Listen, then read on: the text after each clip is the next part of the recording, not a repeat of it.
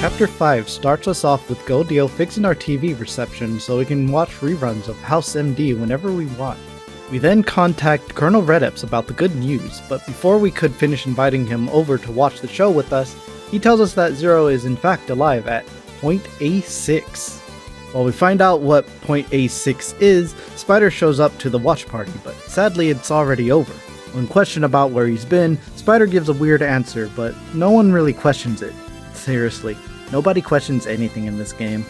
As usual though, before heading out to our timely death, some setting up is in order as well as taking a look at our new party member. This is Cinnamon. She starts out at level 1, but already looks pretty decent. Her elemental affinities are top notch and her defense stats are a lot higher than ours were at that level. Unfortunately, that's not what we're using her for. Instead, we're using her for her easy bake oven. The way this works is you have a list of various recipes you can make. Some have conditions for unlocking, like playing the fucking game for long enough, but some just require you to have the materials on hand. Right now, we can't really make much because they're also based on Cinnamon's level. You can't make a recipe that requires Cinnamon to be level 30 if she's only level 1, you see. While we won't be making liberal use of this feature, there are a couple of force metals that will make the run much less of a pain. So we'll probably see this menu a few times. At the deployment center, we don't get anything interesting, so we just redeploy and let them vibe for a bit. Back in the market, we have the X-Buster Mark II available, which is a pretty decent upgrade. It has 30 power and 12 armor, shield, and weight, compared to the Scope Buster's 20 power and 9 armor, shield, and weight. If you want to make X a crit build, then the Scope Buster might be better, but I personally prefer the X-Buster Mark II for right now. And if you're wondering why I haven't really touched the sub-weapons for a while, it's because there isn't really anything better for me than Power Charge, really. The damage boost you get from it completely outweighs the damage you could be dealing with any other sub-weapon. Item capture is really the only sub-weapon I use to steal from bosses or enemies. Maybe one of the absorbers for protection, but for dealing damage? Power Charge all the way. Also, you might notice that there are fire guards for sale in the Force Metal shop. You know what that means. So we make sure to stock up on the... Oh, we're just gonna leave those there, huh? No fire protection? Really? Alright, I guess. Welcome to the Olfat Factory. Upon taking 2 steps into the place, we're immediately greeted by an alarm.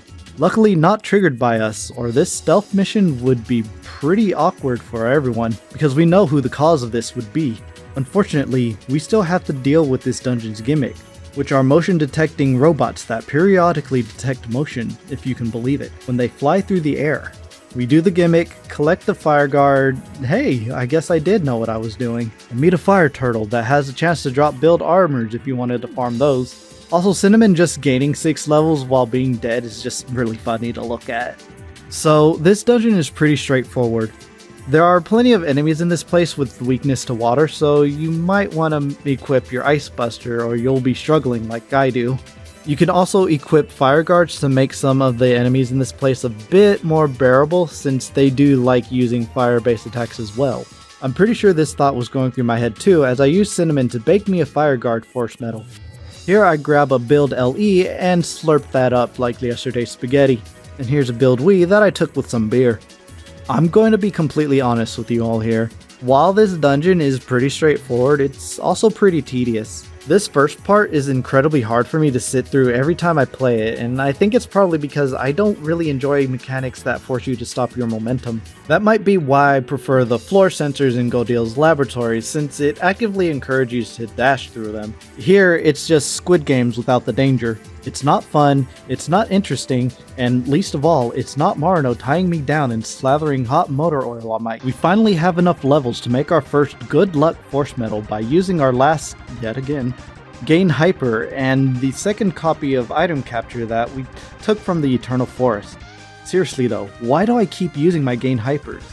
I even said in my head when I first started doing this run to not use all of them because I felt like I might need some in the later portions of the game. And the return investment on this item isn't even that good. Supposedly, good luck increases the drop rates of all items that enemies drop by a flat plus 3%.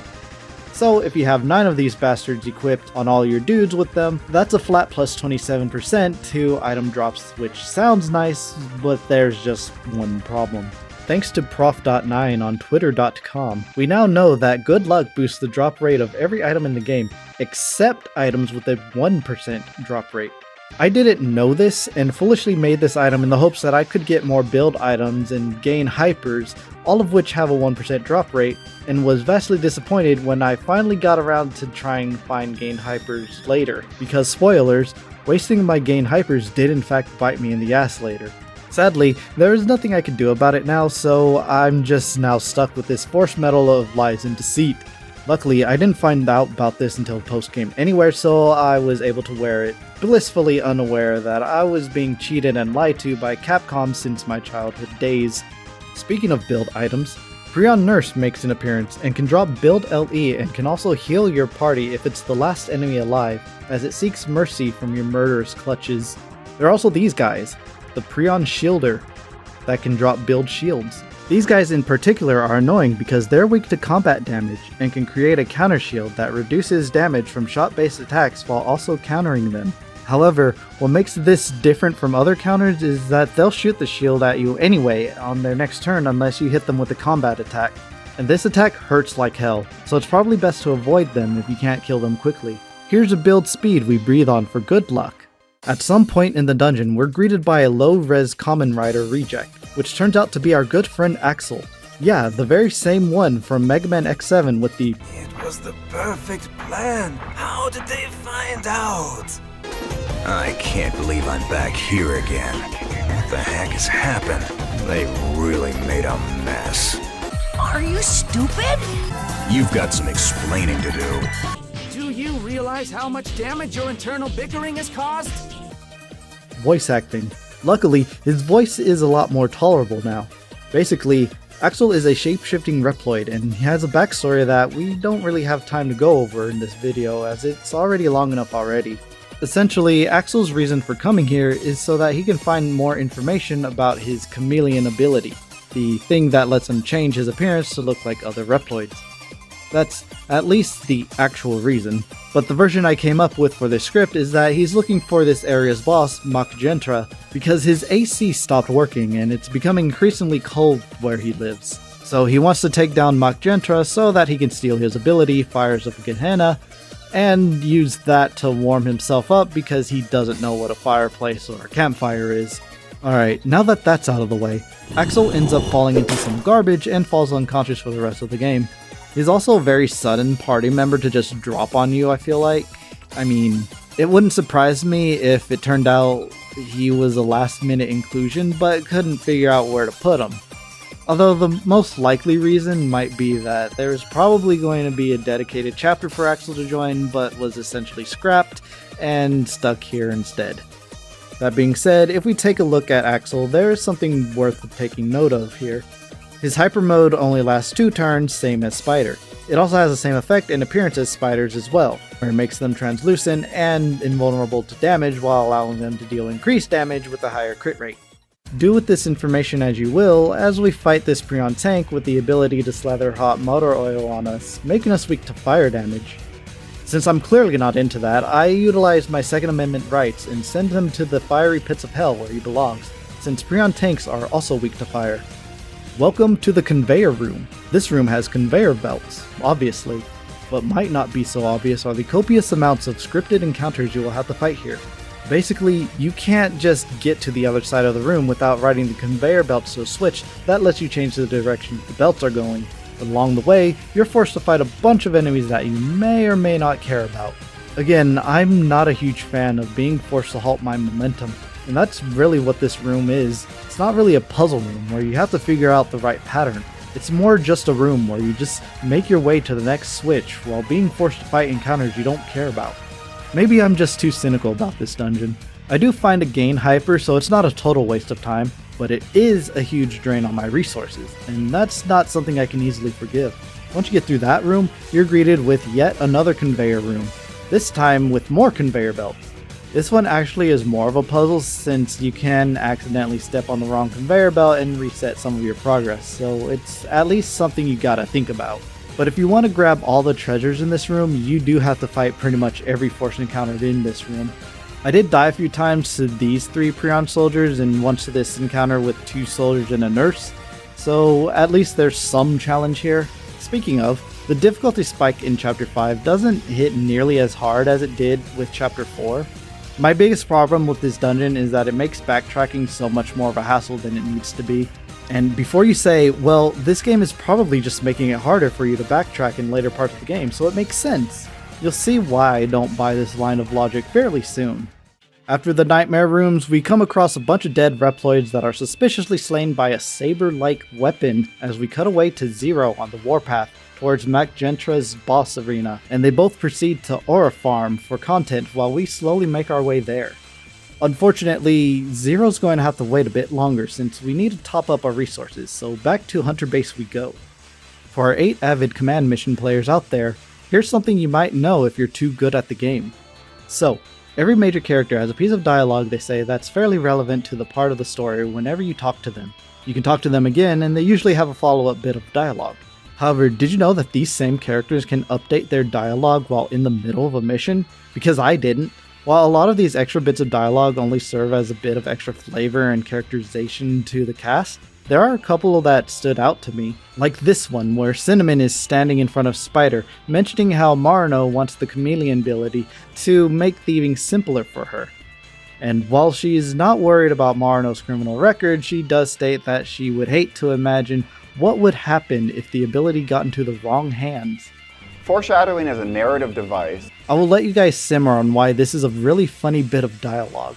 And while Spider's dialogue is a bit more subtle and nuanced, there is a sting to his words if you played the game already.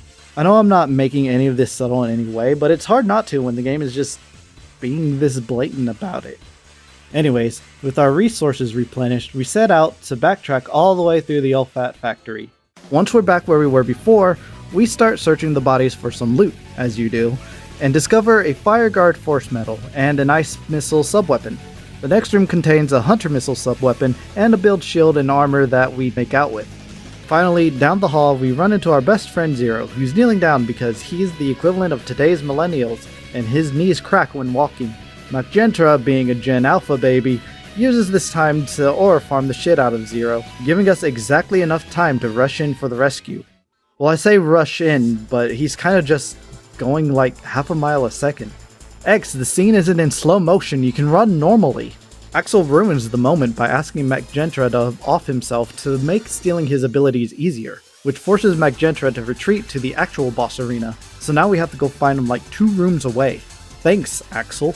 But at least we get a nice reunion of X and Zero making googly eyes at each other for a— Hey, you two! Save the chat for later. God damn it, Axel. Fine, we'll go find your AC. As for Zero, he does start out with an upgraded Z-Saber so that his damage can be more comparable to everyone else's, so that was nice of the devs to do. So, here's the deal. This is where the boss room is. It's not that far away from where we recruited Zero. That's fine. What isn't fine is the fact that we are locked away from saving because Zero doesn't agree with the concept of saving our games and just wants to play the game old school with Zero continues. So, if we do have to reload for whatever reason, we essentially have to go all the way back up to the lift, then go through the door and hall to get Zero again, then backtrack all the way to Mach's actual boss fight every single time, with random encounters enabled, mind you. Yeah, I really don't know why this dungeon is the way it is. It's not even my least favorite dungeon, it's just more annoying than anything else. Anyways, on to the Firebird himself, Mach Gentra.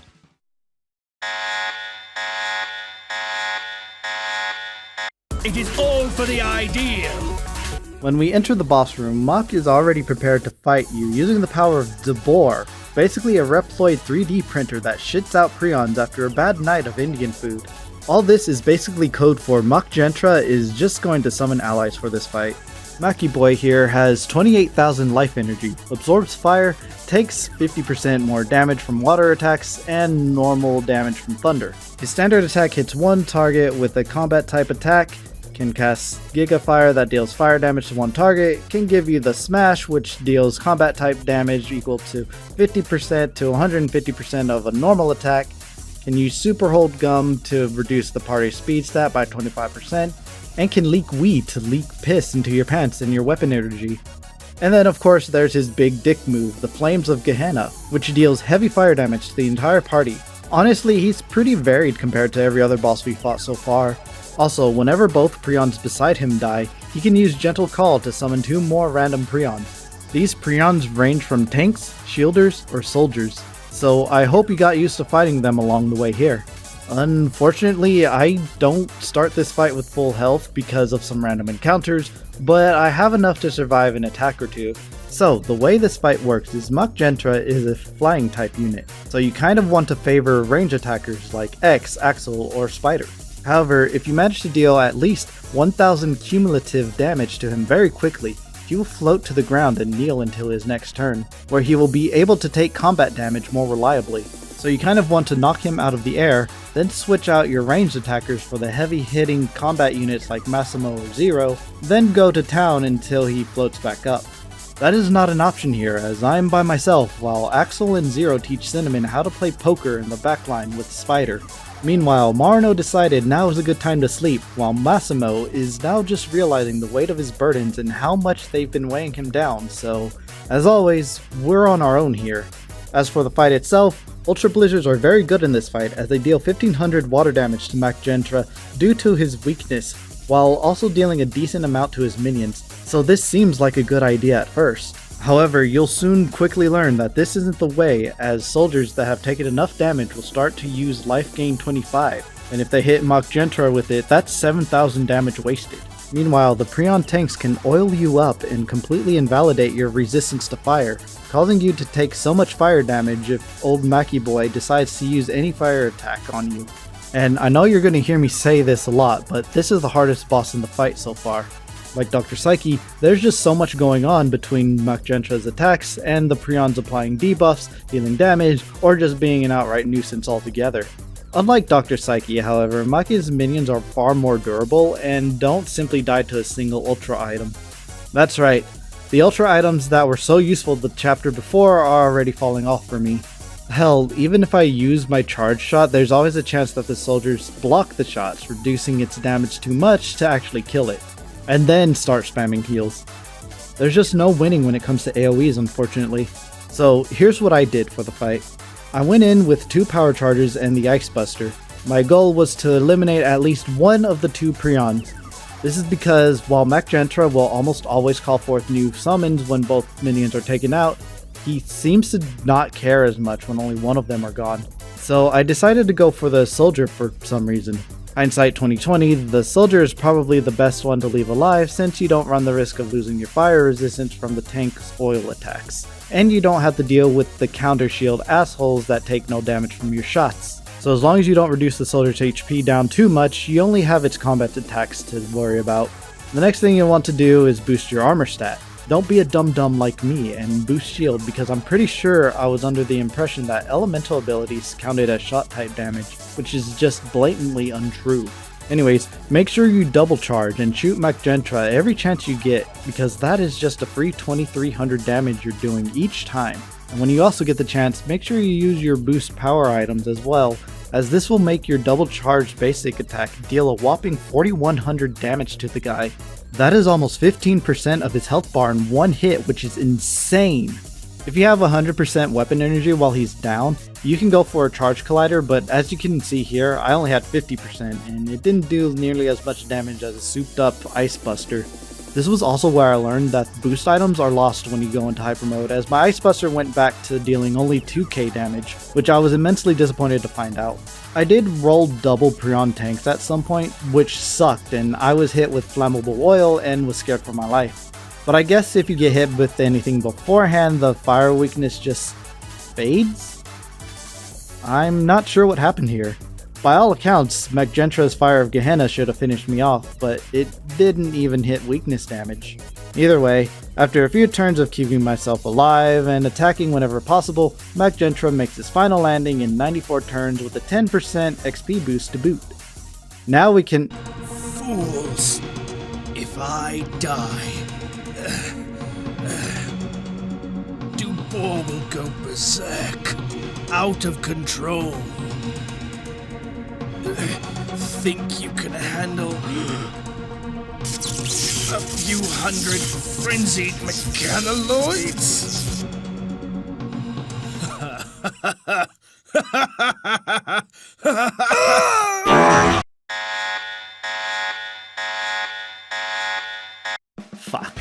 have a phase 2. Well, kind of.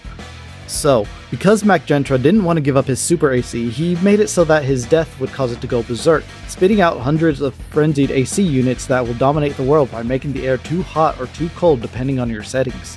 We can't let that happen, so we step in and try to finish off as many as possible. The waves start out pretty simple, a couple of Prion chasers and sparks, no big deal. Then we immediately start getting some of the more recent ones like shielders. But then we start seeing a new type of Prion, the Prion hybrid. These you really have to watch out for, as even though they start out in a berserk state, they can use Break Shield, which lowers their shield stat for more power, and Wild Attack, which has a low hit rate but a high crit chance. And trust me, you do not want to get hit by this at this stage. And the game makes you fight 4 at a time. Just look at how much a basic attack did to me. And that crit, holy shit! Luckily, this part only requires you to survive a certain amount of turns rather than requiring you to kill every Prion, so you could just sit in X-Fire mode for a little while if you get desperate. I honestly forgot this, so I was still fighting for my life. So the fight ends and the Prions keep coming and they don't stop coming. This is where Axel decides to finally step in and assume the form of Mach Gentra. Seriously, you couldn't have done this earlier, you ass? And becomes the dad that turns into the Hulk whenever someone touches the thermostat. Except in this case, the thermostat is a super soldier factory meant to 3D print entire armies of mechanoloid soldiers in 30 minutes or less, or it's free. Once Debor is killed, we finally have that brief moment of relief as we make our way back to Hunter Base now that Zero finally returns to our party for good, right? Right?